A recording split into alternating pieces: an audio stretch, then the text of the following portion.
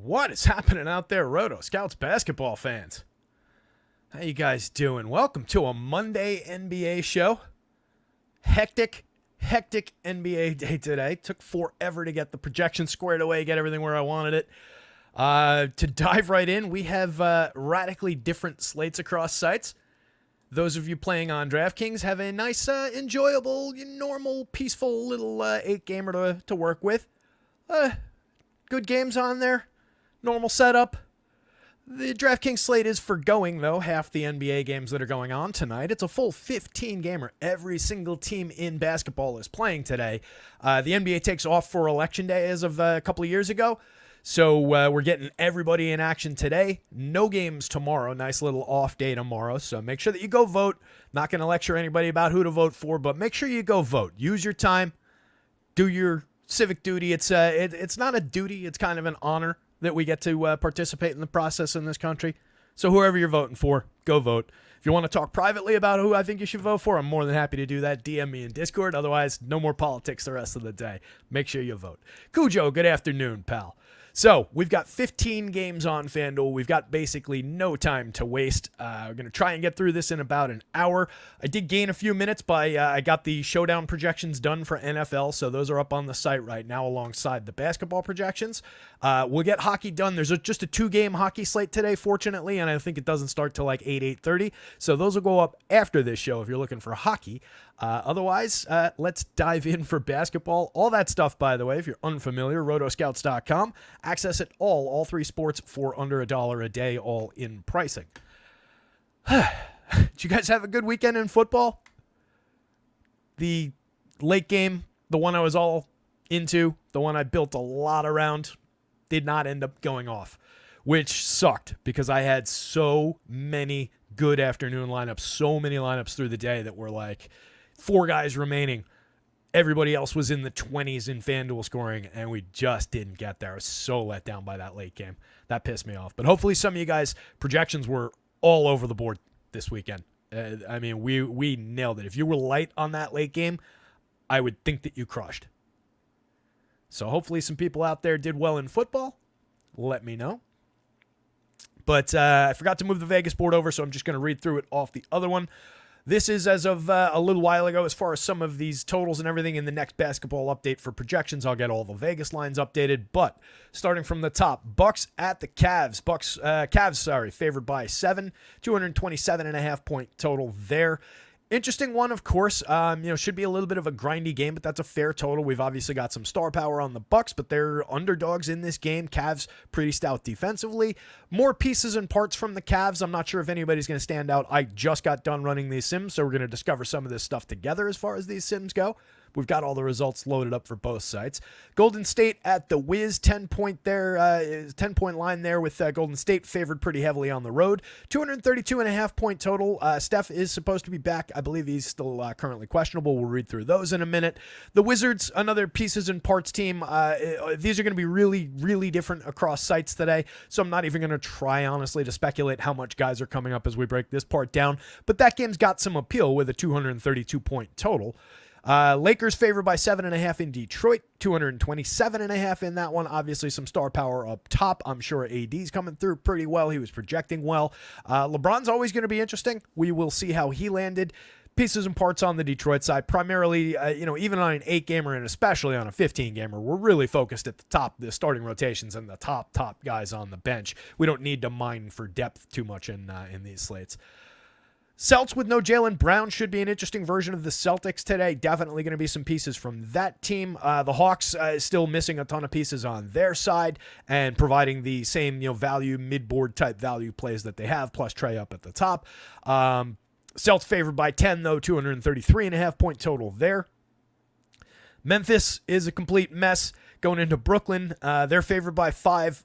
Ja Morant getting just around 30, 31, 32 type minutes. I've got him. I believe I split the difference and went with 31. Big time point per minute value, and we saw him explode in just a few minutes the other day, but then kind of come back to earth in the second half of that game. Still capable of getting in the 50 range, but the ceiling's limited by the minutes right now. Brooklyn, just odds and ends from that team like we always see, 225 point total on that one. Sacto and Miami, 1 point spread in that one with Sacramento favored. I like the upside pieces on Sacramento, like Domantas Sabonis we always end up getting a little bit of. We'll see where Fox landed. Miami, I doubt we got to much. Nothing really comes to mind that we might have gotten, except for maybe some odd shares of the top guys. But nothing really springs to mind from that one. 224.5 point total there. Utah and Chicago. Utah 8-point dogs in Chicago. 228 point total there. If memory serves, Zach LaVine is questionable.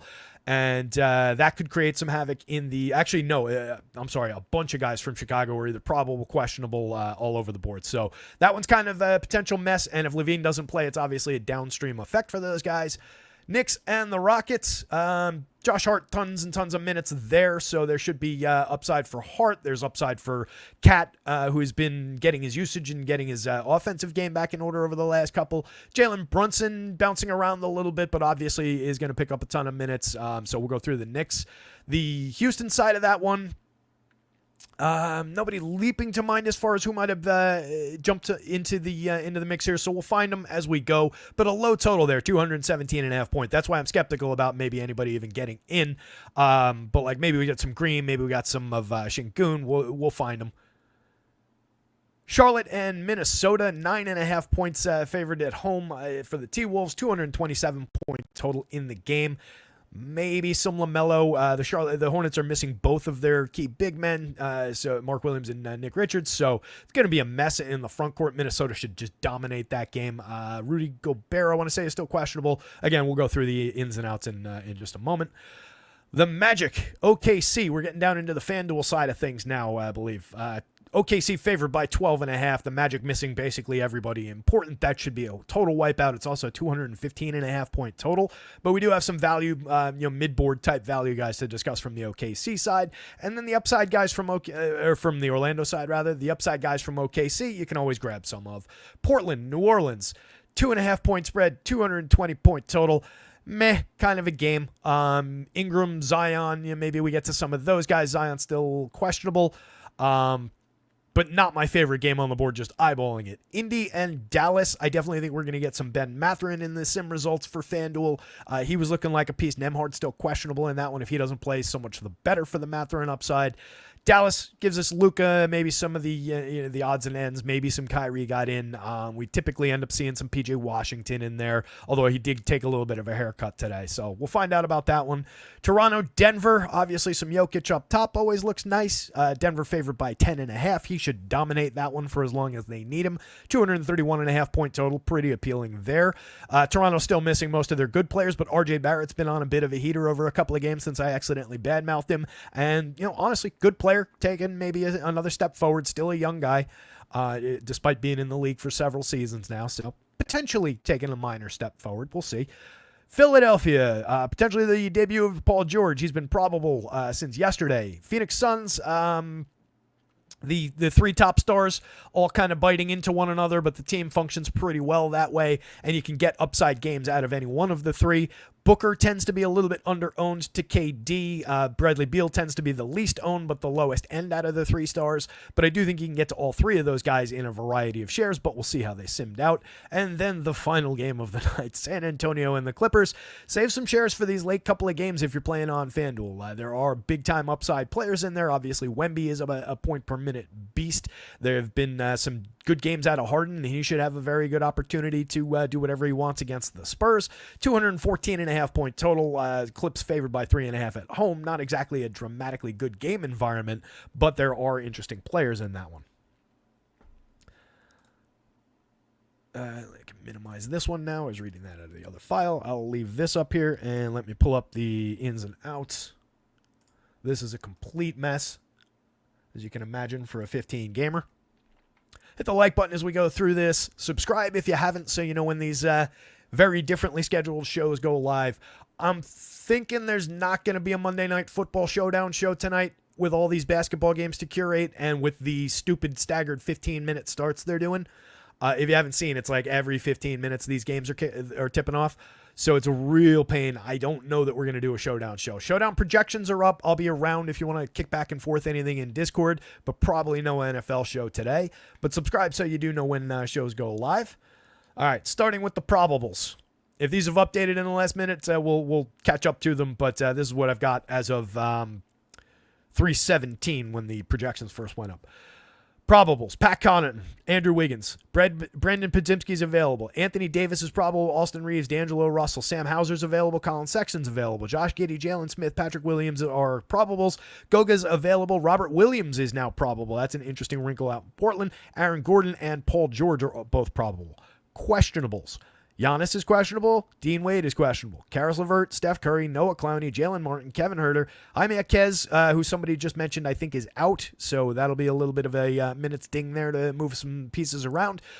Jordan Clarkson, Zach LaVine, Steven Adams, Brandon Miller, Rudy Gobert, Jordan Hawkins, Zion Williamson, Andrew Nembhard, and Bradley Beal. A lot of big names, a lot of key pieces on the questionable list. So some stuff to watch going into lock. Outs. This is a long one. Marjon Beauchamp, Chris Middleton, Max Strus, Marvin Bagley, Sadiq Bey, Malcolm Brogdon, Kyle Kuzma, Jared Vanderbilt, Christian Wood, Aja Thompson, Jaylen Brown, Kristaps Porzingis, Bogdan Bogdanovic, DeAndre Hunter, Vic Krejci, Cody Zeller, Desmond Bane, Gigi Jackson, Luke Kennard, John Conchar is doubtful, Marcus Smart, Vince Williams Jr., Bojan Bogdanovic, Day'Ron Sharpe, Ben Simmons, Trendon Watford, Devin Carter, Orlando Robinson, Isaiah Collier, Taylor Hendricks, Lauri Markkanen's doubtful, Lonzo Ball is out, Precious Achiuwa, Campaign is doubtful. That's interesting at the bottom of the Knicks board, or maybe it just creates a ton of minutes for all the Knicks. We'll see how we do there. Mitch Robinson, Jaquan Jeffries, Nick Richards, and Mark Williams both out, which I mentioned before. Paolo Banchero and Wendell Carter Jr. both out. Isaiah Hartenstein, Jalen Williams with a Y, Kenrich Williams, Shaedon Sharpe, Matty Thybulle, Herb Jones, CJ McCollum, Trey Murphy, DeJounte Murray, Isaiah Jackson, Aaron Nesmith, James Wiseman, Kessler Edwards, Dante Exum, Maxi Kleba, Scotty Barnes, Bruce Brown, Kelly O, Emmanuel Quickley's doubtful. Vlatko Konkar is doubtful. Jamal Murray, Joel Embiid, Trey Jones, Devin Vassell, Mo Bamba, Kawhi Leonard, and PJ Tucker are all out. That's absurd. Civil War battlefield going on. 15 people here. I'm sure we'll get a couple more in the door as we go. Typically, we get a good turnout for these basketball shows. Hit the like, hit the subscribe. Rotoscouts.com, acemine.io is where we run the sims. Let's get into some of this. I have no idea how to separate this board today. I guess I got to do it by FanDuel positioning. Or no, that's right. If we do it this way. Actually, no, that's not going to. Look at all those guys that are separated. Oh, my God. Looks like the top overall play on DraftKings right now is Josh Hart. He came up 80% in that sim. Holy hell.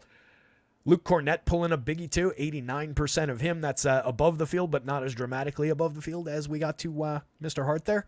Tons of minutes projected. I've got Hart at 38, but he plays 35-7 on average. And if they're going to be missing some campaign backup minutes, I could see Tibbs just going heavy on the starters like he typically does.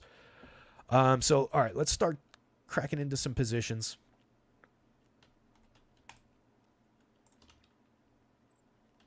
See, I hate this because everybody wants to talk DraftKings, but if I sort by those positions, we lose. What if I do? All right, if I do it this way, do we keep those games? We don't, because those guys don't have positions.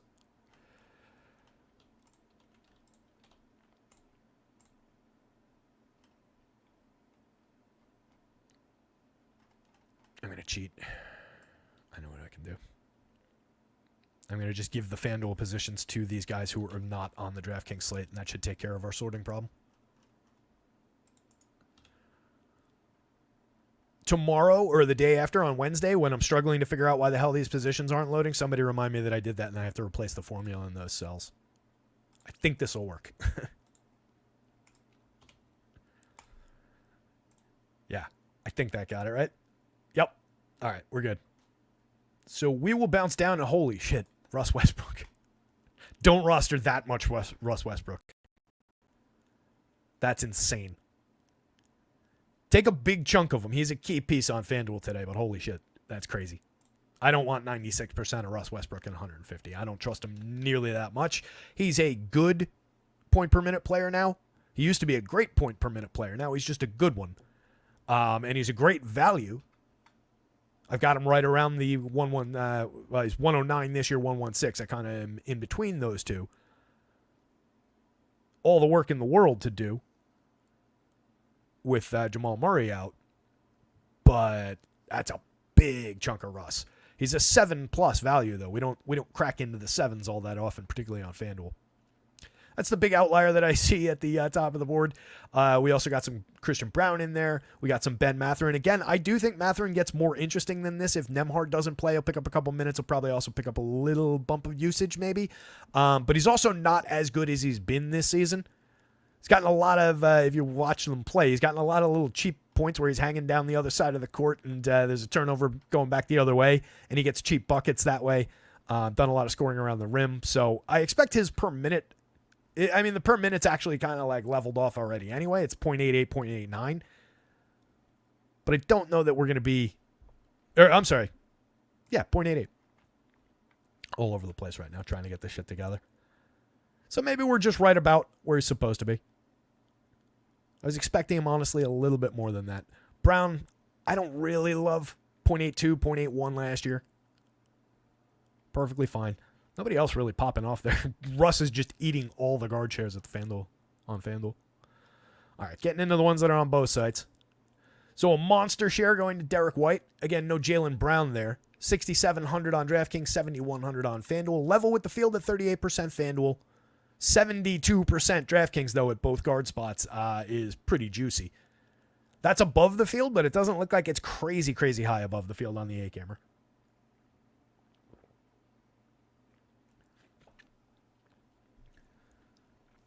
I think it's fair to load up on different interesting Celtics that are going to be impacted by Jaylen being out. Last time out, Derek White in this situation, 33.7 minutes, 36.6 FanDuel points. It's right around his 1.03 for the season, 1.04, but could be in a little bit more room to have an upside day in the right situation. And definitely a team they can handle with ease. Corey Kispert in that Golden State Washington game, and also Bub Carrington picking up a little bit. Carrington a lot more relevant to the DraftKings slate. We only got him 7% on FanDuel and a little bit below the field. Kispert is a big-looking piece on both sides. 4,500 small forward only on FanDuel. Shooting guard and small forward, 4,900 on the DraftKings slate. We got him 40% of the time level with the field over there. 54% we're above the field on the FanDuel slate. It's a mediocre contributor. He's 0.80 per minute last year on 19% usage. This year he's taken a usage haircut at 16.7%, 0.59 per minute so far. FanDuel this year, 0.62 last year. But a little bit of faith, of course, that we can get back toward at least this 0.80. Is it 26 projected in 32 minutes? It's right around, memory serves. I did that projection like 2 hours ago, and I've spot checked all of these and done NFL projections in the middle. So let me see where I put them.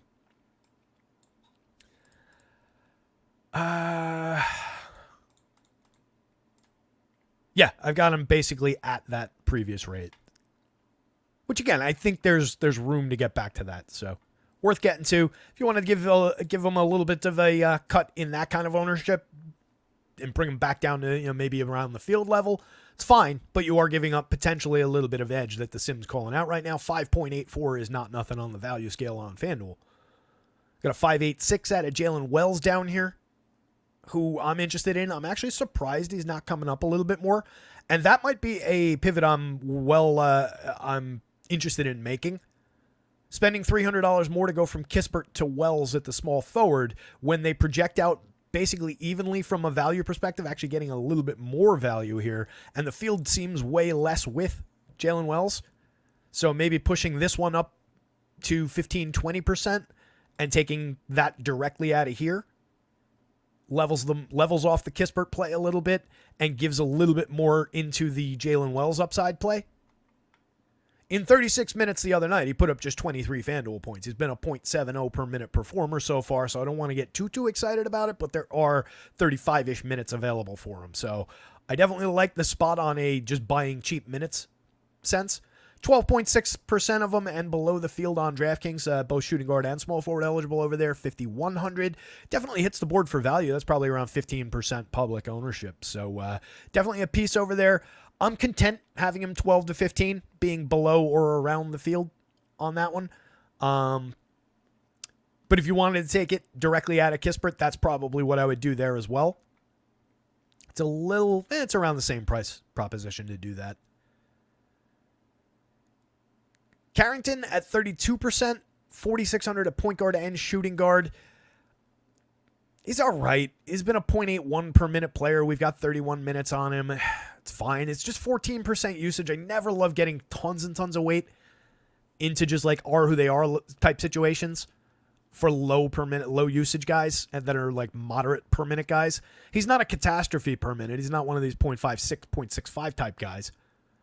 But I don't know, more of a mix and match player to me, but coming up significantly more than that on the shorter DraftKings slate. Falls off the board on FanDuel, despite showing decent value. If you wanted to mix him in, no problem with it on FanDuel.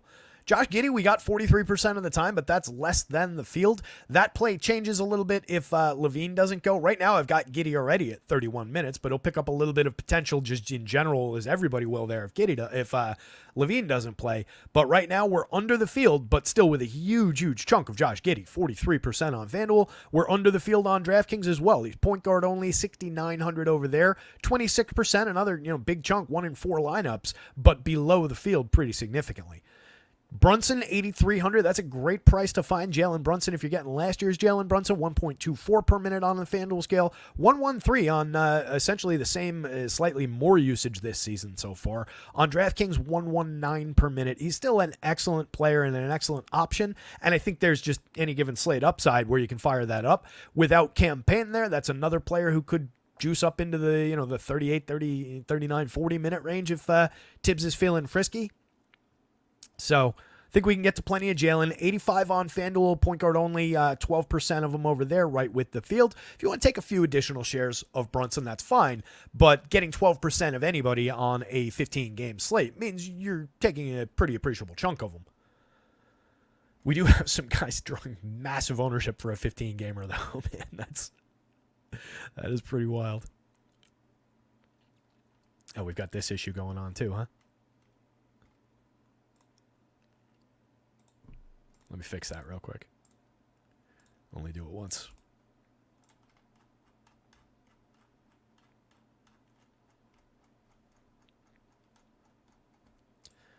All right.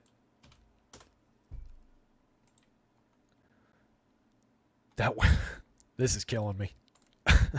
I do not want that much Russ Westbrook. All right. Koulibaly, a lot of them on DraftKings at 57. Basically nothing. 2.6%. Well below the field. Field's probably 10, 12, somewhere around there, judging by that shading. At 64, yeah, he's 0.97 per minute, getting 18.5% usage with plenty to do, which is helping everybody because his piece is missing for Washington again today. I think the 0.97 for that price, though, just puts him right around the range we're getting him. 4.63 on the value scale. I have no issues if you want to take 5%, even take him up to the field if the field's 8, 10, somewhere in that territory. I wouldn't go higher than like 10% on him, though. Huge slate. A lot of very, very similar pieces. And sub 1 per minute, not that appealing. On DraftKings for 57 on the shorter slate, he's much more interesting. Shooting guard and small forward eligibility for 19.3%. Basically level with the field. A little bit less, a little bit more. Not a mistake in any other direction. Freddie VanVleet, happy to see getting him a little bit ahead of the field. Same thing with Kobe White. Looks like we're getting more of our Bulls weight in Kobe White. That's another one that'll go up a little bit if Levine doesn't play. Right now, he's already projected at 35 minutes, 0.96 per minute, up from 0.90 on essentially the same usage year over year. 1.02 per minute on DraftKings. We got a little bit less of him than the field over there. 6,800 on DraftKings versus 6,400 plays extremely, extremely differently across sites. So that makes up our ownership and separation from the field differentials there. But White's a play still on DraftKings. And if Levine doesn't go, he becomes more of one, and I would probably want to level him off around the field.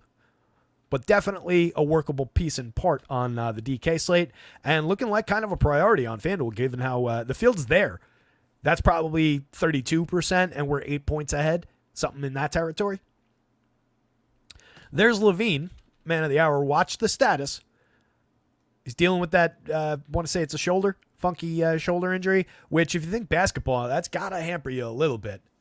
So far this season, Levine's at .97 on 24% usage, 104 on the DraftKings slate. He's a fair mid-board piece if he does play. Sub-5 value score on FanDuel, better on DraftKings at 5.27. 16% of them over here, though, and 21% basically level with the field FanDuel, a little below the field on DraftKings. He is a high-end player who's capable of more than he's doing, though, on any given slate. And were it not for the injury, I think maybe we'd have seen a little bit better performance out of him in the games he's played.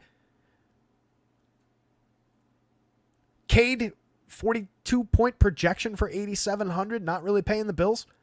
115 per minute this season, down from 118 last year. Not a major dip, but a little bit of one.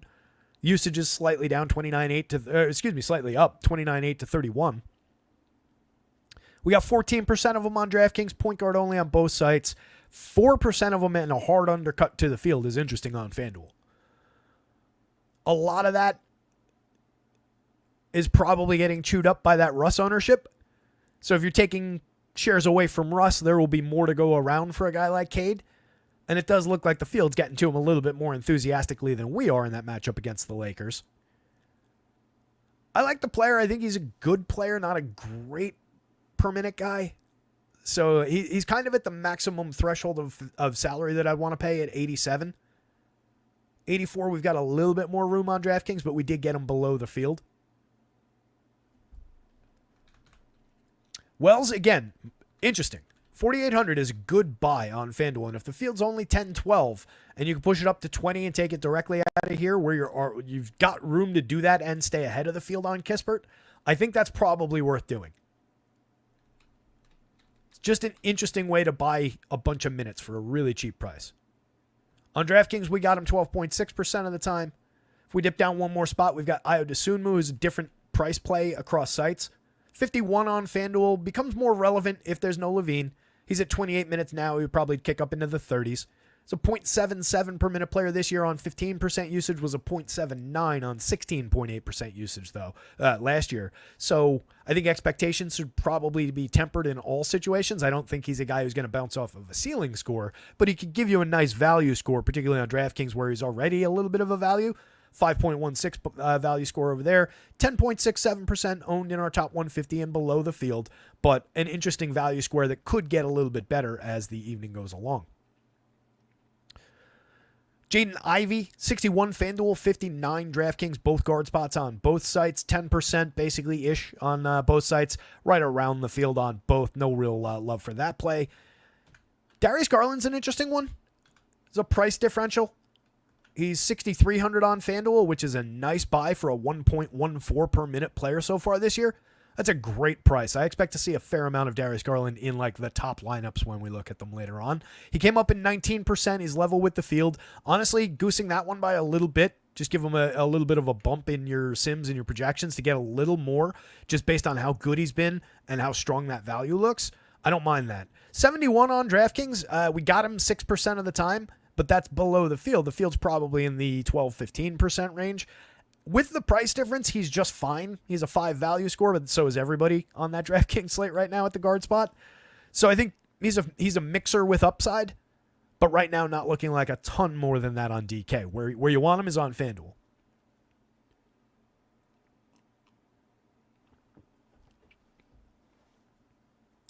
Quiet chat today.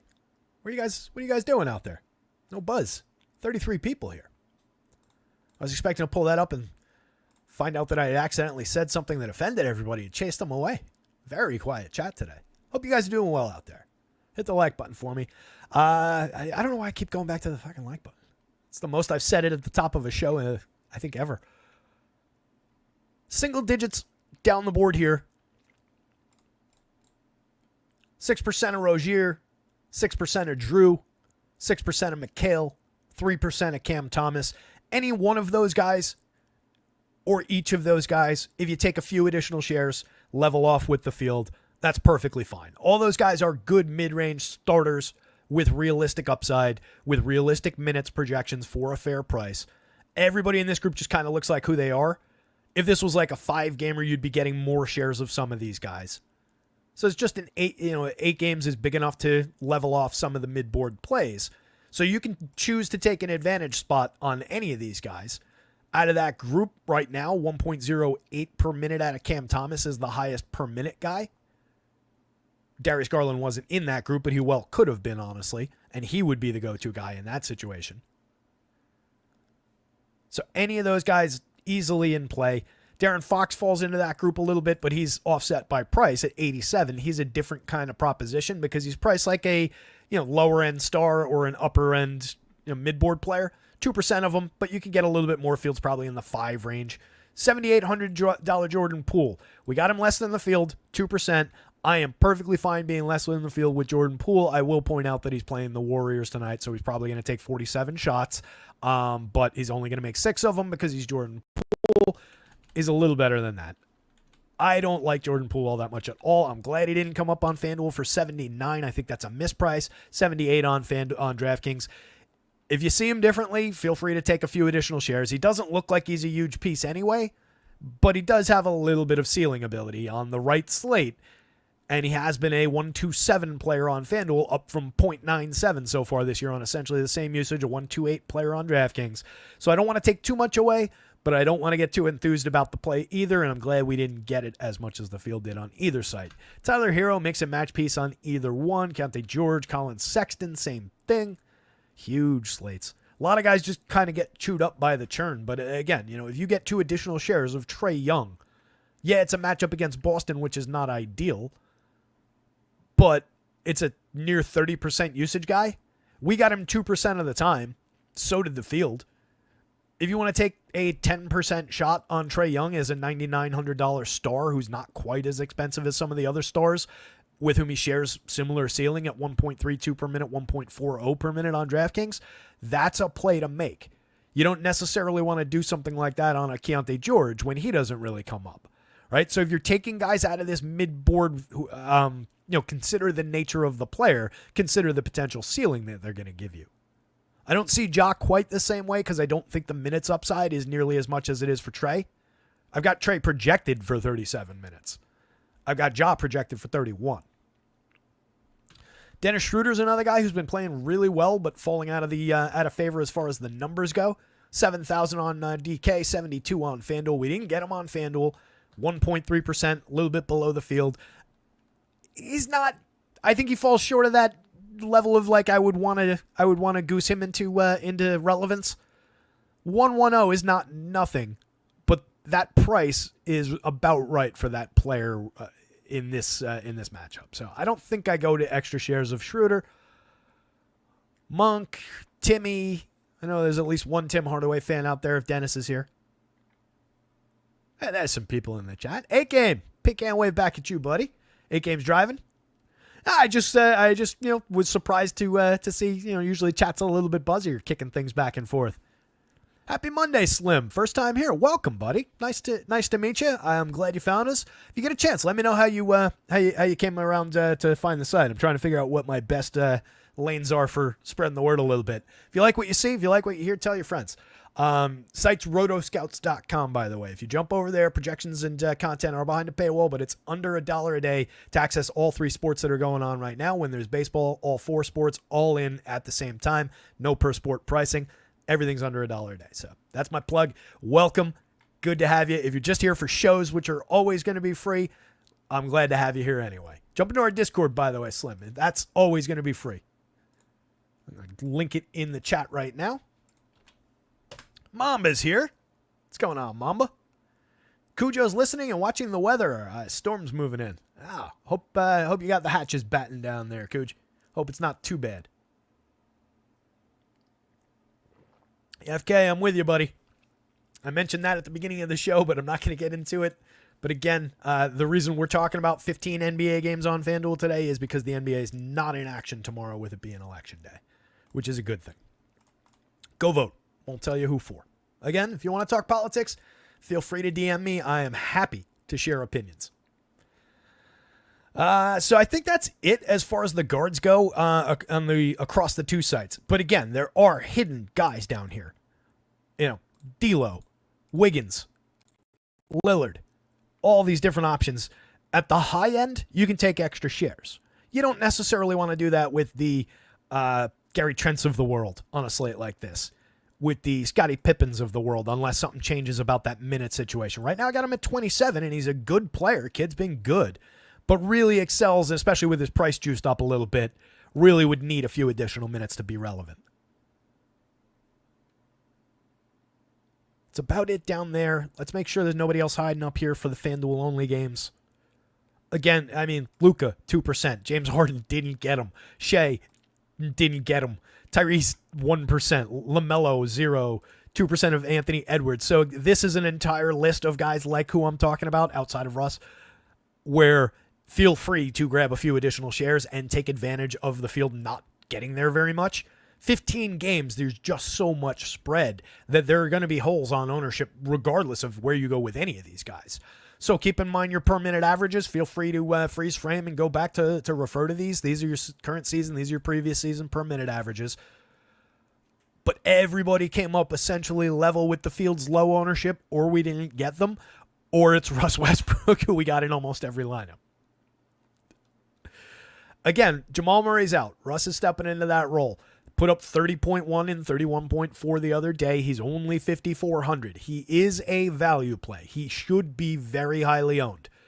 96% feels a little bit bonkers to me. I think that's a little bit too much. But that's not even like a straight line up from the field. Field's going to have him at silly high ownership.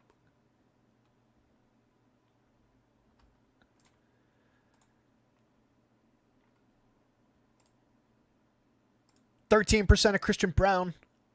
Again, Ben Mathurin, we could see that one shoot up a little bit. Mike Conley, I'm fine taking below the field, 8%, 4,800 point guard only. It's a 0.89 per minute player on 17% usage. Last year was a 0.92 on 15.7, so maybe he claws back a little bit. You know, it's a 0.03 difference. Maybe he claws back a little minimal gain. But if the field's going to be there above 10%, I really don't need to have Mike Conley. I don't see it. He's 48. I mean, he's an okay value square, but he's not popping for much relevance. Clay is a mixer. Hawkins, Nembhard if he plays. Agbaji, Dort, all these guys. KCP. KCP came up a little bit. 4.6% at 3,900. He is going to potentially see minutes with that shorthanded Orlando team. I've got him at 30. In 26 minutes the other day, he put up 12.1 FanDuel points because he's a terrible per minute option. 10% usage, 0.51 per minute this season. 12.6% usage last year, 0.67. So just be aware of who you're putting in and monitor your rush exposure.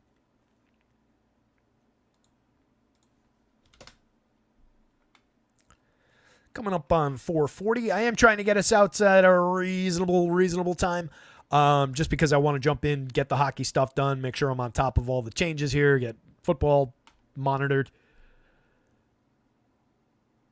I appreciate that, Mamba.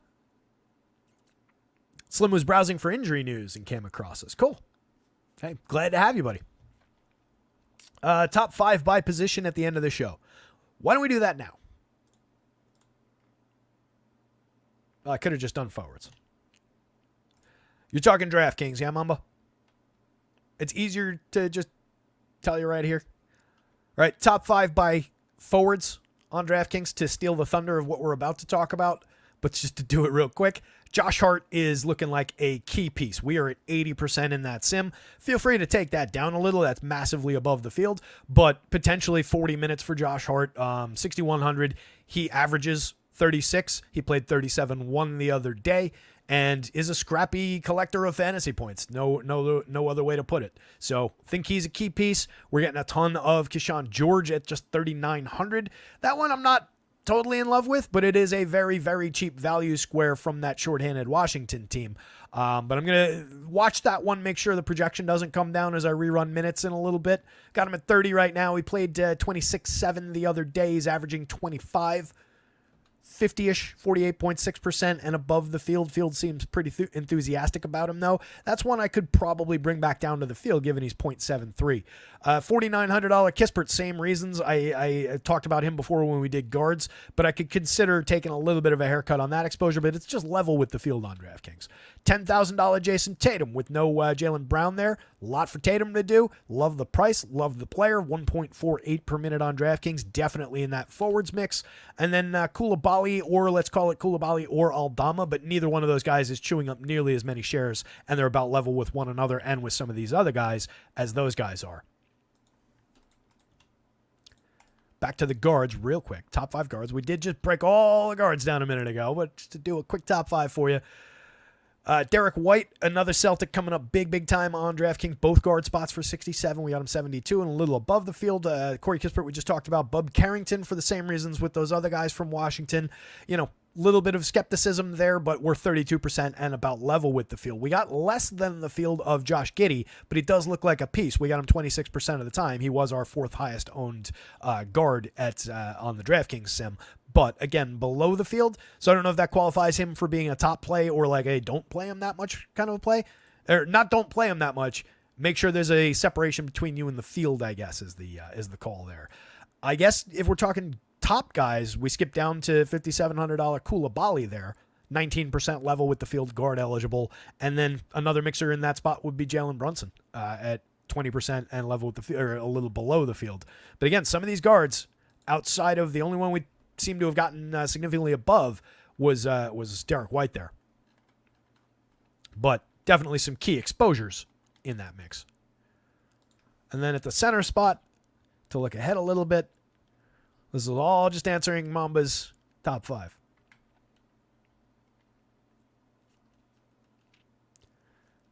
Luke Cornett dominating the center spot. That's just a value square on a deep slate where you're going to be able to get to stars. And it's interesting that a $10,800 Anthony Davis is right next to him with 25%. So you're going to get those guys paired. Feel free to cut into some of the Luke Cornett shares there. 27-minute projection for 3,900. He's a 0.86 per minute player. The other day he played 29.6 minutes. He put up 35.3 FanDuel points. So there is definitely some ceiling there, but you can bite into that. You don't need him at 89% necessarily. In the 70s is probably fine. And then you take additional shares of AD, maybe a few additional shares of Vooch, who's just level with the field at 15%. And then we really only got single-digit pieces the rest of the way at the center spot. Looks like a lot of weight just going into those guys, but additional shares of Giannis are always in play. I'll throw him into that mix. Doesn't look like anybody else is super relevant. Mobley, if you want a few shares of him, is always fine. John Collins doesn't really seem all that relevant. Very tight distribution of center shares in that sim on DK.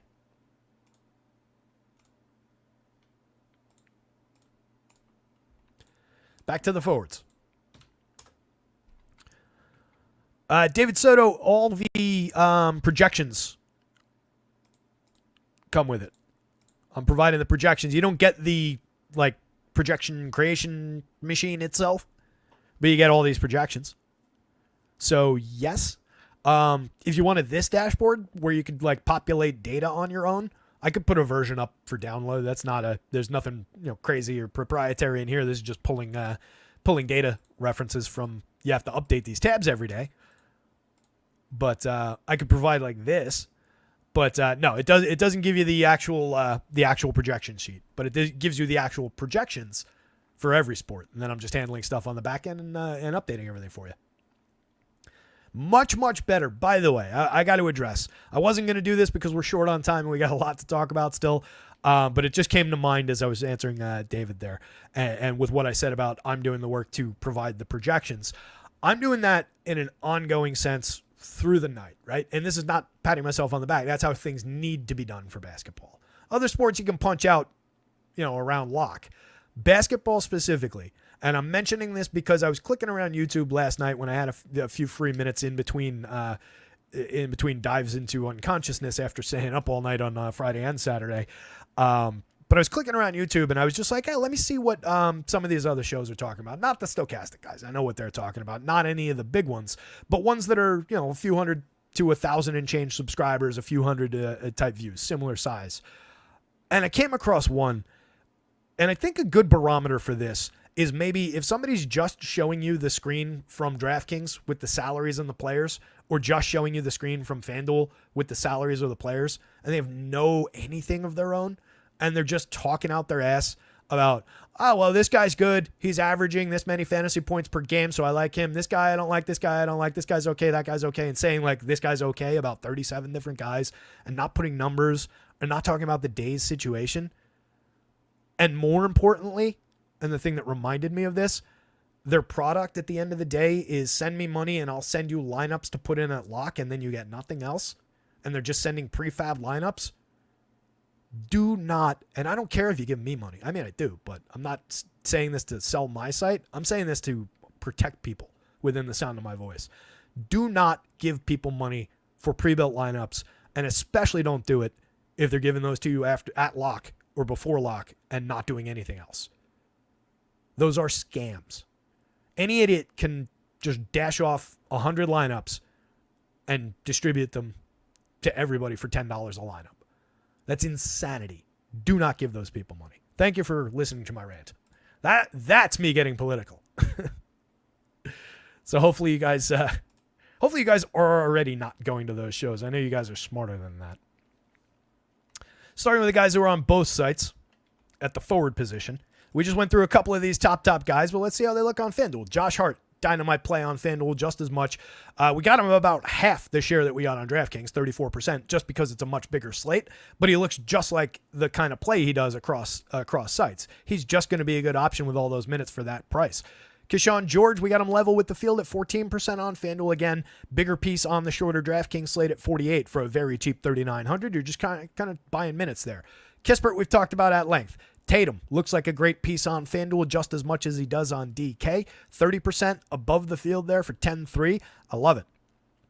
Koulibaly, mentioned him before in the guard situation. Just 2% of them on FanDuel, chewed up by the big slate. And if I'm below the field on a player like that, I think it's okay. Santi Aldama, level with the field FanDuel, but we got him a lot on DraftKings at 18.6%. He's a much better value over there. 62 bounces off the FanDuel cap a little bit differently, and that slate is twice the size. So more important to DK, basically level with the field. 16% below the field on Levine. We talked about him during the guards already. 14% below the field on Cammie Johnson. 5,800 there. Just 1.3% on the FanDuel slate. 6,000 versus 5,800 site to site is about the same kind of pricing, but the shorter DraftKings slate is getting us to some Cam Johnson shares. 14% though is below the field. He's a 0.90 per minute player on DraftKings. It's around what he was last year. Last year 0.89, FanDuel 0.89 this year. It's the same usage. Justin is who he is spot on Cam Johnson. Somebody from Brooklyn is going to succeed. Could be Cam, could be the other Cam, could be Schroeder. All three of those guys might mid and come up just a few points in range of their median projections. That's probably the most likely outcome. Tobias Harris, another player we don't really need on FanDuel, and honestly, DraftKings 13% and a hard undercut to the field. I think that's our biggest forward undercut on DK. 6,000 over there, 29 is fine, but he's a sub 5 value projection, and all those other guys above him are 5 plus. 0.88 per minute this year, down from 0.98. Lost 2 percentage points of usage moving over to Detroit. I really don't like the option. I'm fine being even lower, 10%. Somewhere in there, have a little bit, but not a lot. I think that's perfectly fine. He probably does get a little bit better in a per minute sense and levels off, 0.92, 0.95. We get a little more out of him. 50.4% true shooting this season, 12.2% rebounding, 12.1% assist rate. Shooting just 19% on his 3.7 threes per game. Not a big three-point shooter, but 19% will hamper anybody. So again, he'll claw back a little bit, but if the usage is going to stay down, I like him not to get back to that 0.98, and he doesn't look relevant today. Jalen Wells, we've talked about several different times, but again, if you want to grab a few more shares over here, I think that's kind of interesting. Level with the field-ish over there. LeBron, the lesser of the two, as far as the two big players for the Lakers, his usage is down 28.5 last year, down to 24.9. It's gone the other direction for AD, but LeBron is still hyper relevant. In 36 minutes the other day, he put up 52.2 FanDuel points, and you wanted to have him. 14% on FanDuel, level with the field. Happy with that. On DraftKings, 11%. A little bit under the field. That's a player still, I am still a believer. If you want to juice that up to level with the field, even take a few extra shares, no problem with that. It is still LeBron James, and honestly, he's really slow in aging. He's superhuman. Jalen Johnson put up a 59.8 in 37.9 minutes the other day. We could go right back to that level. 115 per minute so far this season. The usage is up to 22.8 in that shorthanded Atlanta rotation. Just a good player. The usage was 18% last year. He's a 115 per minute player on DraftKings. 8.2K, 8,200. We got him just 10% of the time there. We got him just 7% of the time on FanDuel. About level with the field on both. If you want to take more shares of Jalen Johnson, I think that's perfectly fine. Hauser, just 2% of them here, 9% of them on DraftKings. He's only 3,500 on DraftKings. I've got him at 19 minutes. He played just about that the other day in this same situation. But that's a guy, especially if they're taking the doors off Atlanta, who could see a few additional minutes on this one. So you could see him jump up to a little bit better into the 20s. I don't think I'm going to project him that way unless we get like Sam Hauser starting kind of news. But that's one to watch as far as where that projection goes in the next 2 hours. Collins, an undercut pretty hard to the field there. Just 6% below the field and well below the field on DraftKings. But hard undercut to the field for 62 on FanDuel. That's probably a product of the giant slate and more options than him at the position. He's been fine. Got him at 26 minutes in 21.8 the other day. Put up 32.5, 1.37 per minute so far this season. He's been, again, very good. But looks like the field's getting a little carried away over there. Single digits on everybody else down the board here. But again, we do have some stars buried in this mix. Single digits on the DraftKings slate as well. But Giannis is in that group. We talked about Mikal Bridges, Evan Mobley as mid-board guys that you can grab a little bit more than 4% of, but they're below the field on DK. FanDuel, we didn't really get them at all. A few additional shares of either of those guys is fine. Giannis is a tough one to bypass. I think I would want a few additional shares of Giannis. But he did not come up much on FanDuel. He's a sub-5 value prop at 11.6 and either the most or the second most expensive player on the slate. 3.3% on DraftKings and below the field. You want to take him up to 5-10%. No issues. Beyond that, you're making a very specific choice about the nature of your lineups as compared to where they mathematically should be. But Giannis is Giannis and has 80-point upside on any given slate. Cam Thomas, again, could definitely succeed. He's been at 1.03 this season, 1.08 on DraftKings. Minor shares of him on both sites. Scoring-dependent player with 50-ish point upside on any given slate, but tends to fail. DeRozan, just a mid-board guy, needs that mid-range jumper to fall. 25% usage is very solid for the money. 8,200 on FanDuel. More specifically on DraftKings at 77. Kind of surprised we didn't see a little bit more of DeRozan. There's good enough reason to take him up to around the field's level, have a little bit more. Riche, mid-board kind of play. Feel like that's where we're finding most of Atlanta today. Okongwu, just kind of a mid-board play with forward eligibility on DraftKings. Actually didn't even get him. Nobody else really relevant that's on both sites. But again, any of the super high-end players, even like a Triple J for 79, buy me 1.28 FanDuel points per minute, 1.24 DraftKings points per minute on a guy who we didn't get it all in Sims, but it also looks like the field's not really getting to. That's got to be single digits. So a few shares of Jaren Jackson's fine. Bobby Portis. If you have information about who robbed Bobby Portis' house, send your info to info@bobbyportis.com. That's where the info goes to info@bobbyportis.com. I don't know if you guys saw the clip I'm referring to, but apparently Portis' house got robbed the other day, which absolutely sucks. I don't mean to make fun of him, but the way he used the word info approximately 37 times in 1 minute was very impressive. I like Portis a lot, though. Kind of wish the Knicks never got rid of him, but given the current construction of the Knicks, I'll take it.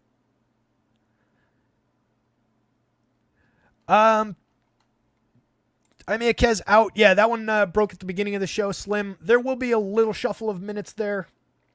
Let me pull up the other sheet so I can see how I got it projected right now.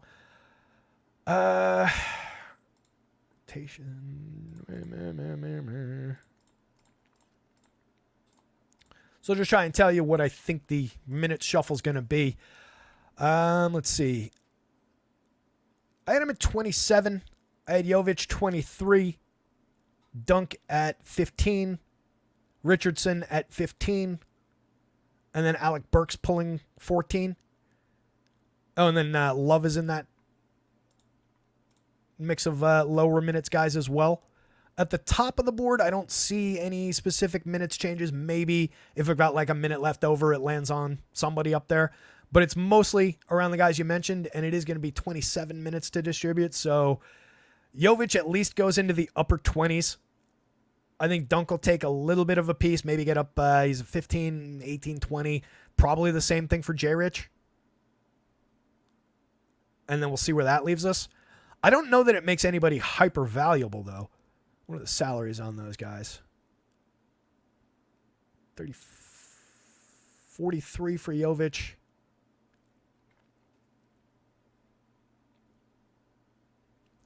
I could see him getting a little interesting at 43. That is a pretty cheap square. To me, a guy like Dunk is too low end as far as per minute. It probably is Jovic, just like you called out in your question.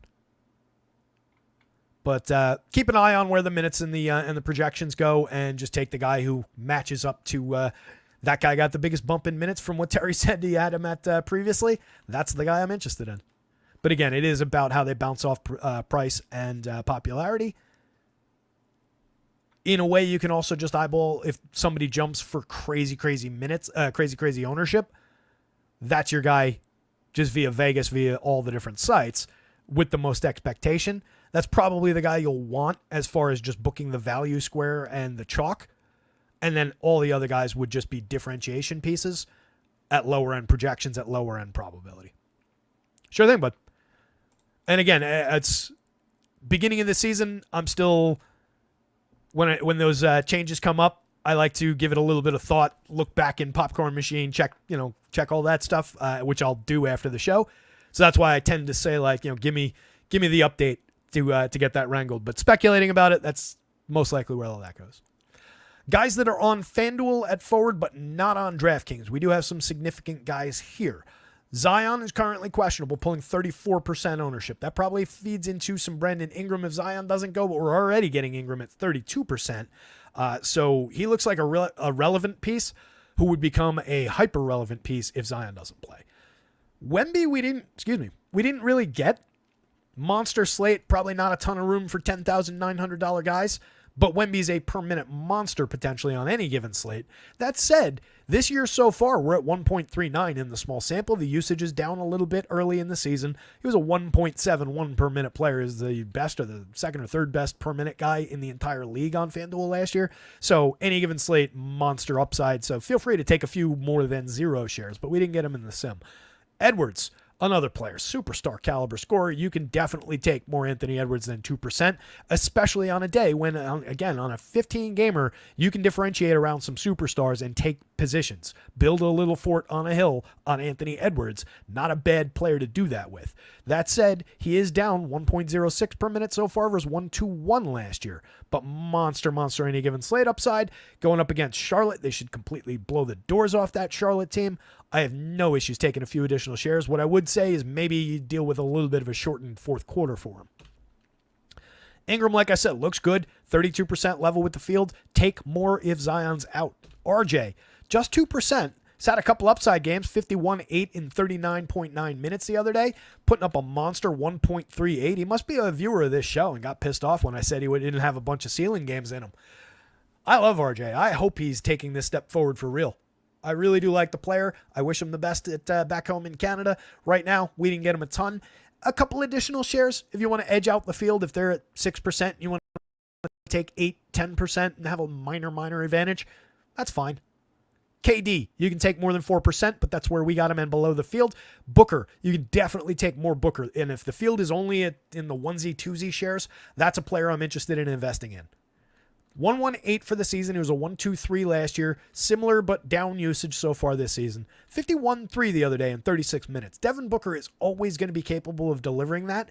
And when he's at low ownership, even as a $9,000 player, even as a 4.5 value prop, not as good as the 4.6 that KD's giving you, and that's not even good. But true ceiling players as a differentiation piece, I'll say it one more time, definitely an interesting proposition to take them up 5, 8, 10%. Don't have a huge investment, but that can be a differentiator on a late night player. Worst case, you're booking yourself a few shares to swap around in those late night games because there's a lot to work with. Randall, 4%, a little below the field. Upside player, but he's not somebody I would get, that much more of that. If you want to level it off, fine, but don't go crazy with Randall. Good player, not a great player. Jalen Williams, 1-2-4 so far this season. Nice uptick in production.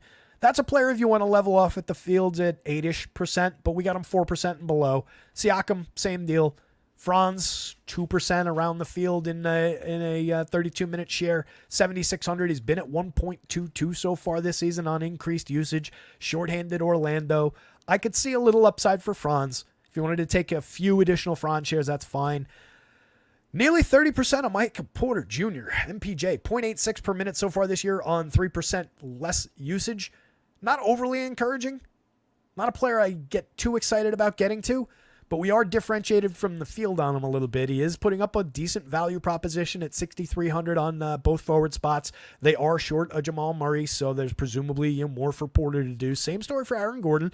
Between the two, I actually like Aaron Gordon a little bit more. He's been a better player this year, 0.99 per minute versus 0.86. They were the same as far as per minute output, but Gordon tends to do more. As I've always said, he's a good facilitator, 13.5% assist rate this year. He's a better rebounder than MPJ is, 11.4% versus 9.5%. So just take the stat stuffer at lower ownership when they're coming up somewhat similar. MPJ gains ground by being slightly less expensive and having the positional flexibility.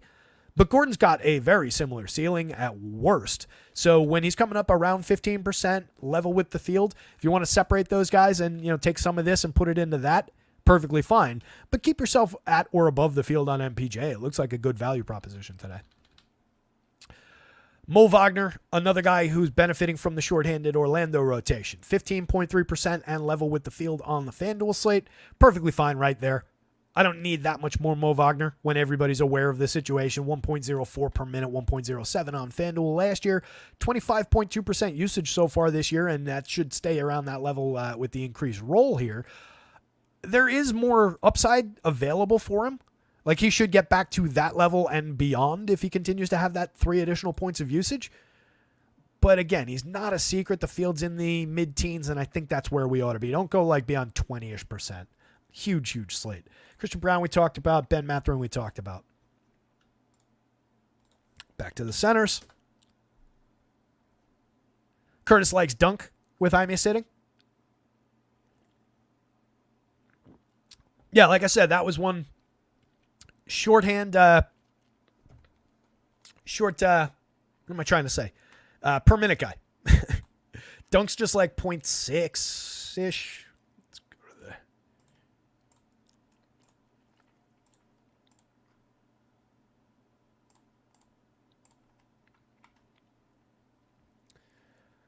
0.77 last year, 0.5 this year. And that's on a usage increase so far.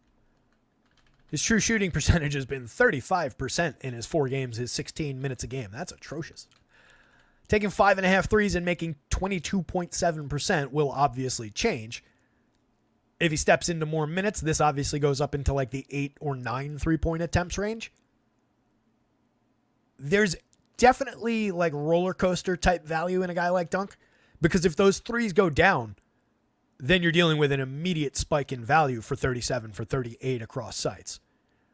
It's going to come down to how the minutes get distributed. But he was the second guy I mentioned after Jovic. Jovic goes from 23 into probably higher 20s. And then, like I said, Dunk goes from 15 to 18 to 20, and there's probably more room if I think about it. At worst, you're going to get an increase in value on Duncan Robinson with a little bit of ceiling, but the 3 has not been falling so far this year. Otherwise, he's kind of an empty shell. He's scoring dependent. So you really, really, really, really need those extra couple of three or four additional 3-point attempts, and you need him to make 3 or 4 more than he's been making per game. But he is going to be there.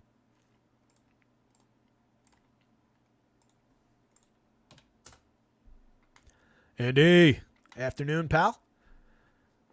Dennis is here. Tim Hardaway Jr.'s biggest fan. What's going on, Den? I appreciate that, buddy. Like you said, everybody, take a sec. Hit the thumbs up if you haven't already. Check out rotoscouts.com. Everything under $1 a day for access to NBA, NFL, and NHL right now. MLB, when it comes back, will, for a while, coexist with some of that and then replace all of it. And you'll just be getting MLB for a little bit over the summer. Maybe we'll find something else to project over the summer to keep the value up. I don't know what else is going on. WNBA, maybe? XFL football, are they coming back ever? That was a funny little... Do you guys watch the Vince McMahon doc that they did on Netflix? It was Simmons and the former, crew from ESPN. Put together a good doc on Vince McMahon, multi-part doc on McMahon and the old wrestling territories up through like all of it. The Bischoff feud and WCW and the NWO and all of that stuff. Really, really interesting. The XFL was like this funny little 5-minute segment where they went back and showed all the news clips. Vince McMahon of the WWF is getting involved in football. This could really shake things up for the NFL, Bob. What do you think? And, oh, man, yeah, I think it's going to be a real problem. Went away within a year.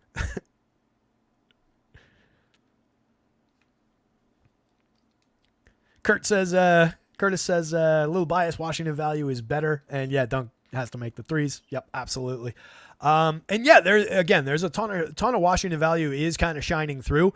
I just don't love most of those players as far as like just who they are. Not like on a personal sense, who they are as a basketball player.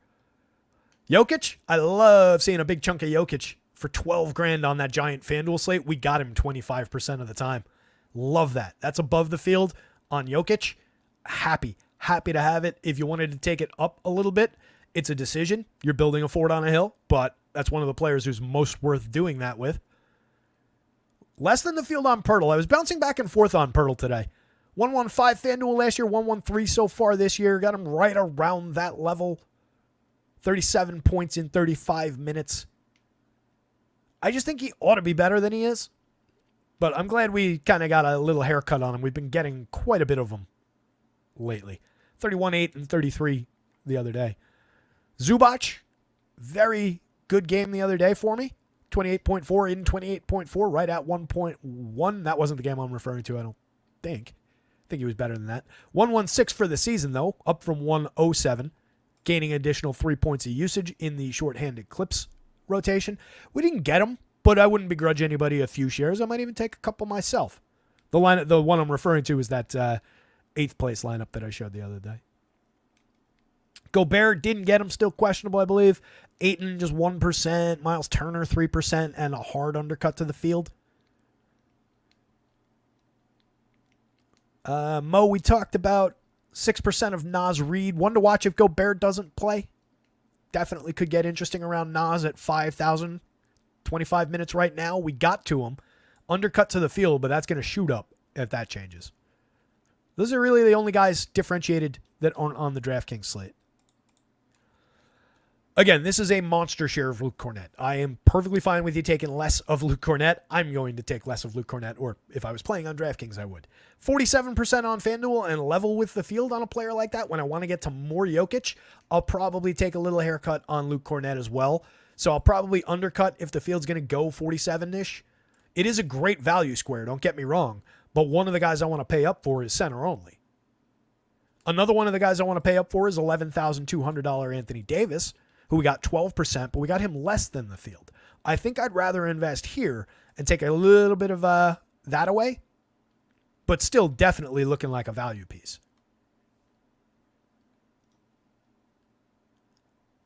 AD at 12% FanDuel, 25% DK center only. Again, key piece on the DraftKings slate. Less so on FanDuel.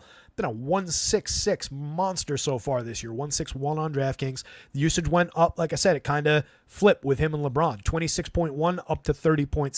LeBron went the other way almost exactly. Any given slate winning upside.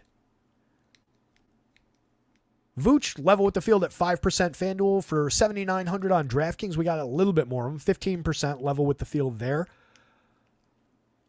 128 per minute, 67.3% true shooting, solid assist and rebounding numbers. He's a multi-category stat stuffer, but he's been doing a little bit more this year on a little bit less usage so far. Might be realistic to expect a little bit of a dip in what the productions look like, but right now, even with that in mind, I think we're perfectly happy having him about 15% of the time on the multi-center site. Collins, again, big undercut on FanDuel. Minor shares of him on DraftKings at 6%.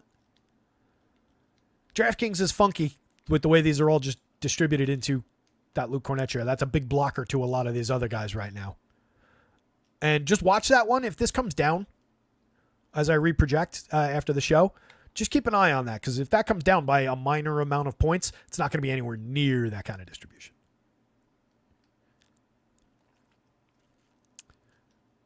Filipowski at 24 minutes, not looking like a major piece of value on DraftKings, not really hitting the board on FanDuel. Domantas Sabonis, who I mentioned earlier, center and power forward eligibility helps you get to him on FanDuel 7% of the time. Definitely a player I'm interested in if I'm going to Cornett and buying value that blocks off the Jokic share. I want to make back some of that ceiling. So Sabonis is part of that. AD is definitely part of that with his power forward eligibility. And then maybe, well, some of the guys that we talked about at power forward are obviously part of that. Cat, we didn't get to Cat again. I don't love that. Cat's up to 1.40 per minute after a couple of really big games. His usage, remember the other day? His usage was down to 18 and change as the Knicks were trying to just, get everybody figured out. He's back up at 24.6 already. These are the dangers of dealing with small samples. 8,700 is still pretty cheap. He's getting boxed out of a lot of shares by the Cornett value and the Jokic value. If Cornett value goes away, if I take him down by a couple points, couple minutes, and we get into some freed up shares, I would expect Cat to jump into maybe a few, but a 4.61 value score is not tremendous. I could give him a little bit of a kick and push that value up a little bit.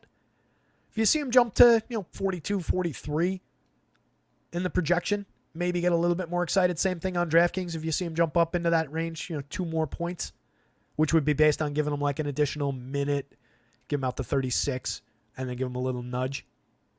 I don't think that's unrealistic to do, but it would still just amount to, in the Sims, a couple of percentage points of ownership. But that does mean you can grab a few shares. If you're hand building as a pivot, it's not completely crazy.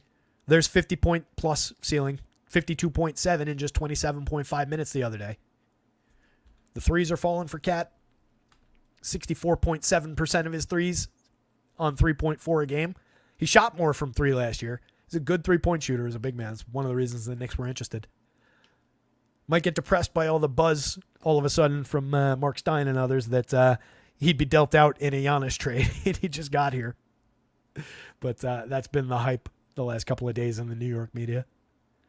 Bam, no real love but upside. Joe Val, no real love on either side but upside. Portis, same thing. Alexander Sarr, a pretty good points per minute player so far in the first few games of his career. 5 games played in 25 minutes a night, putting up 1.18 per minute on 17.4% usage. Power forward and center eligible, but the price is up a little, 6,100. DraftKings prices at 56, but we really didn't get him. That's another player, though, probably got chewed up by some of all that weight that went into a guy like Cornett.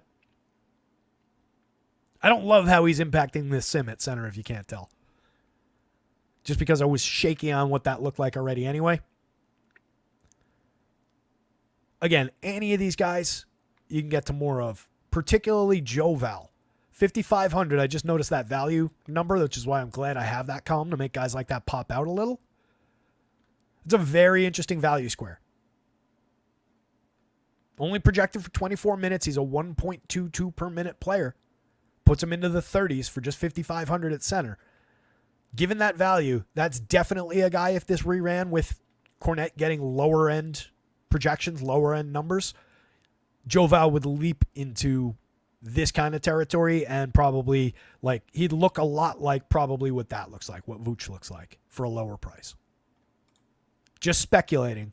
But like, look where Vooch came through as a 5.48 value player, just with a higher projection. So that pushed him in a little bit. But 5.48 value versus 5.72. $3,200 Neemias Queta. Just on a 16-minute projection, didn't get there. But if he gets a bump, you could get a little bit more.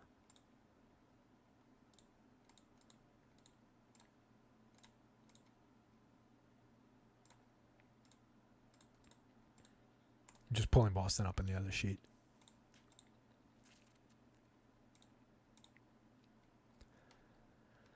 Yeah, it's just going to be a question with Boston of how they attack this with no Jaylen Brown.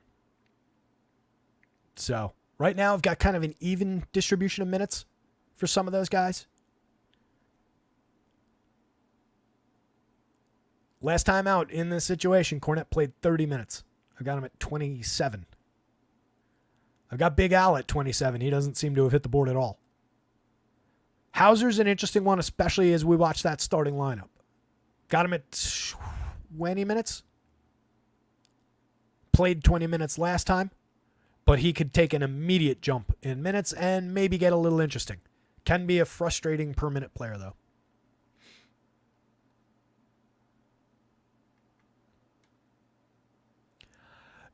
Yeah, Kurt, that Tari Eason game the other day, that was a shocker. That came out of left field like crazy. What do you put up, like 52 on a FanDuel scale?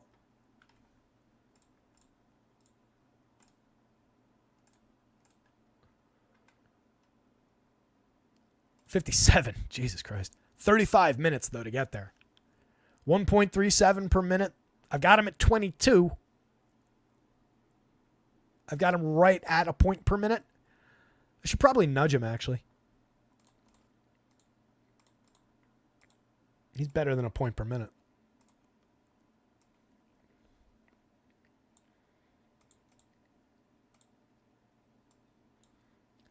Eason's going to go up in the next update. If I give him, that's 110. I got so focused on what his minutes might look like that I missed making sure that his rate was okay.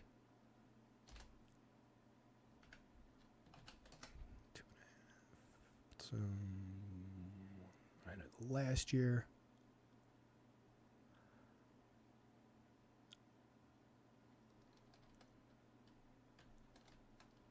Yeah, it was just a weird game. Şengün went to the locker room for a little bit and then came back.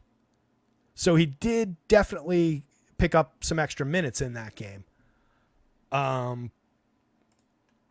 If we're looking...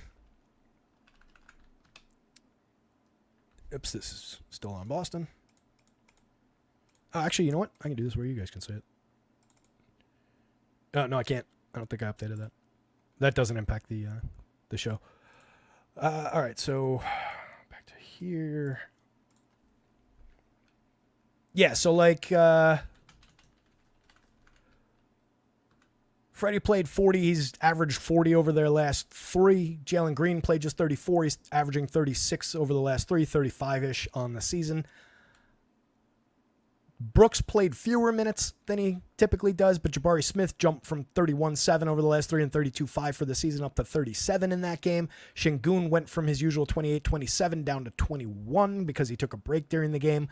Amen Thompson went up from a 22-23 minute average to 34. Tari Eason went from a 20.5 minute average overall for the season, but key to what your question is, 25.3 minutes over the last three, but that's goosed by this 35-minute game. So what we want to look at with Eason is there really wasn't that much change. It's just the 35 minutes played that juices that last three from 22 minutes on average, which he's gotten, or 20 minutes on average, which he's gotten for the season up to 25.3. There was a minor uptick. His last 5 games played is an average of 22 minutes versus the 20.5. But it's more of an uptick into the 3 of those last 5. He played 16, 18, and 19 minutes. Then he had a 22-minute game and then the 35-minute game. So it's a little bit of a fight between those minutes, but I would expect more like the 22 minutes I've got him projected for rather than anything like the 35. What we could see is like the 25-ish, though, because obviously coming off of a very, very good game, maybe they just give him a little bit more run. So I think 25 is realistic, but I don't think giving him anything beyond that is all that realistic. You're just kind of artificially influencing things. But he's been very good on the per minute sense so far this year on basically the same usage in the very, very, very small sample. And again, most of this got picked up just by that game. So don't be deceived by short sample, per minute numbers. It's not really that big an uptick, but I am going to take him back. He's going to be instead of 22 projected, 25 projected on FanDuel. And on DraftKings, he's going to be the same. 25-7 on FanDuel, 25-1 on DraftKings. I'm telling you right now, that's going to be a change. But that's not based on minutes. That's just me correcting that rate. Good question, Curtis. The good info comes when the good questions come. Otherwise, it's just me talking to myself and trying to find things to mention. Beyond the Rabbit Hole is saying that Easton's going to repeat a similar performance tonight. That is down the rabbit hole and beyond it. I like it. The takes from Beyond the Rabbit Hole, Tari Easton right back to 50 and change tonight. I'm not saying that, but our guy, our intrepid reporter out Beyond the Rabbit Hole is saying that. Again, the biggest outlier to me is right now Russ Westbrook at that monster FanDuel number. Be glad you don't have to wrestle with him if you're playing on DraftKings. I'll be below that, but I think getting at or above the field is definitely viable because, again, 5,400 for a guy who's stepped into starters minutes, who has been a good per minute performer in the past. He's just 1.09 so far this year, 1.16 last year, and has been in a steep decline over the last few years. But when you give Russ minutes, a lot of times he's going to give you back fantasy points, and he's not expensive.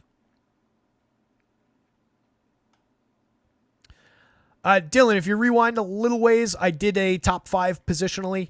I'm going to say like halfway back. Mamba was asking, and I flipped around positionally. But since we got everybody up here, Josh Hart is an easy one. I trust the Hart play more than I trust the Cornette play. Derek White, I also trust more than the Cornette play. This is overall everybody. Those 3 guys we got massively. Cornette, we'll see what happens. Josh Hart, probably not going to change. He's the biggest piece, it looks like right now on DraftKings, and a significant piece on FanDuel. Even with double the games, he's still coming up huge. But we got him tremendously above the field and at 80% in that DK sim. So I would take a lot of Josh Hart. And then from the star level, Tatum. I like the Tatum flag plant, if you want to call it that. AD as a star at 25%. That's right around the field, but that's a nice big chunk. If we're talking stars, pay-ups, they're probably right there with Tatum and with AD. But from the mid-board, Mr. Hart, come on down, and Derek White looking pretty damn good as well. No, Dylan, no worries, man. I just I'm trying to give you a good answer here. I was also trying to slide my way out the door here after an hour and a half of show, but happy to go through it and did break down top couple plays positionally, and then for the whole show we broke down every position positionally. Slim says Drew is the favorite from the Boston game. You know what? I don't feel like I really said Drew's name all that much. Looks like we got a little less of them than the field. Honestly, though, that is a positional option at 5,400 point guard only, showing a 5+, 5.54 on the value scale. Again, 5 on DK, we're looking for like 5.5, 5.5+, and he's just around that threshold. But for 5,400, that's a very capable player as far as putting a little bit of ceiling on his 0.77 per minute average. Last year, in the same situation with the same team on the same usage, he was a 0.89 per minute player on FanDuel, 0.71 on FanDuel this year. So there's been a decline in the very, very small sample, but no issues going to Drew for 5,400. That's honestly a good call out. I'm glad you mentioned that. Is Johnny Juzang worth the risk? I'm going to say no off the top of my head, and I don't think we got to him at all. I got him at 16 minutes right now. There's some shakeup to be dealt with in Utah, though. But right now at what is he? 3,500 on DraftKings. We flat didn't get him. If you see this change, then maybe. But at 16, he's not on the board right now. He's been a .62 per minute player. 8 games is enough where you really, even if you start mining like bench plays, mid-teens minute type plays for cheap, you want to probably be looking for a little bit better returns per minute. Even if he steps into a different situation, not the best option on a healthy enough DraftKings slate and nowhere near on FanDuel. Dennis wants to pair Juzang with Eason and print money. I don't think that's going to be the case. I'll be happy to be proven wrong if one of you guys wins with it. For those that don't know Dennis, I'm going to say that it's safe to say that Dennis is being quite sarcastic right now. Hit the like button for me, you guys. For the new guys, for one, love having you. Welcome. Join up. I dropped a link to our Discord in the chat earlier, but I'll drop another one in here real quick right now. Discord's always free. I encourage you to hop in and keep the conversation lively. And the more chatter in there, the better it is, and the more fun it gets. I'm always around. Questions and stuff in there. Feel free. The site is rotoscouts.com. Access to all the NBA projections, all the NFL projections, data and content for NFL. I do full rankings for every position, and I write 20,000 words or more in a team-by-team, game-by-game, player-by-player breakdown every week. That was a 23,000 word column this week that almost broke me. So you get all of that, and you get NHL projections right now, all for $1 a day or less, or always under $1 a day, I should say. I don't know why I keep putting it that way. My point is, if you subscribe today on the weekly plan, you get through next Monday. That's going to be no basketball tomorrow, but there is hockey. No football, obviously, tomorrow. But you get tonight's showdown slate. You get this slate. You get NHL tonight, NHL tomorrow, Thursday night football, NBA and NHL Wednesday, Thursday, Friday through the weekend, NFL main slate on Sunday. Next Monday's NBA, NHL, and NFL Monday Night Football showdown contest for $6 and change on a monthly. $22 and change on a month, $6 and change on a weekly. Monthly, that would be a little generous. 22 and change on a monthly, and a little bit more than that, 3x that on a quarterly plan. Sliding scale, the more you buy in. Check it out. Trying to put as much bang for your buck into it, because my belief is that you guys should be using your money wisely and your bankroll wisely on rolling it up, making good lineups in as many as you can. And you should not, if you're playing a few lineups a day, have to spend hundreds of dollars on your projections. That's the theory. The site where we're doing the sims is our guys over at acemind.io. If you're new, promo code RotoScouts all in caps over there gets you 20% off your first month. I encourage you to check them out. Sim tools and optimizer tools for all the major sports. With that in mind, guys, I got to go get some stuff updated. I also got to run NHL projections, so you'll excuse me as I tiptoe out the door. You guys are the best in the business, best crowd in the business. I love having you guys here. Hit the like button for me. Good luck out there tonight. Somebody go win something and then show it to me. I want to see a win. Let's go get it. See you guys.